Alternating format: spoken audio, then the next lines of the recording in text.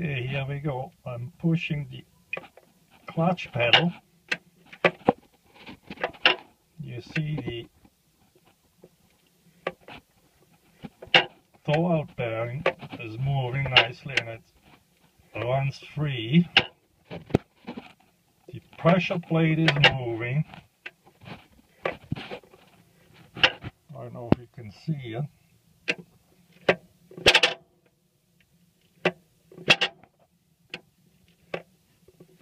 Now, I don't know what's wrong. It's not releasing the clutch.